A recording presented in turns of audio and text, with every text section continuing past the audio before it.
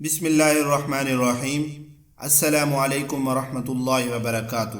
میرے پیارے دوستو، آپ دیکھ رہے ہیں اسلامک حدیث۔ آج میں آپ کے سامنے دنیا کی حقیقت کو بیان کروں گا۔ تو میرے دوستو، دنیا دار العمل ہے اور آخرت دار الجزا ہے۔ ہم سب کے سب یہاں مسافر ہیں۔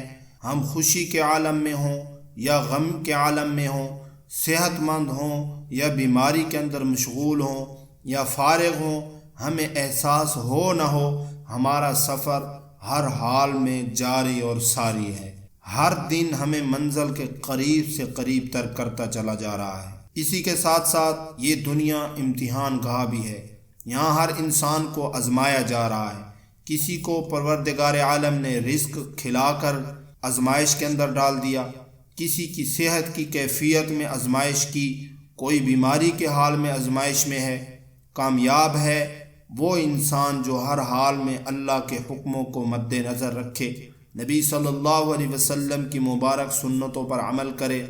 اس دنیا میں اللہ رب العزت نے ایسے جال اور ایسے پھندے بنوا دیے ہیں کہ انسان الجھ کر رہ جاتا ہے۔ بڑے بڑے عقل مندوں کو دھوکے لگتے ہیں، کہنے کو اعلیٰ تعلیم یافتہ ہیں مگر نماز کی فرصت نہیں، کہنے کو بڑے ذہین ہیں لیکن اللہ کے گھر کا دروازہ یاد نہیں۔ ایسا عقل مند انسان اصل میں بے وقوف ہے۔ اس لیے اللہ رب العزت نے کافروں کے بارے میں قرآن مجید کے اندر ارشاد فرمایا، یہ وہ لوگ ہیں جنہیں عقل ہی نہیں ہے، ان کو حقیقت سمجھ ہی نہیں آتی کہ اصل کیا ہے۔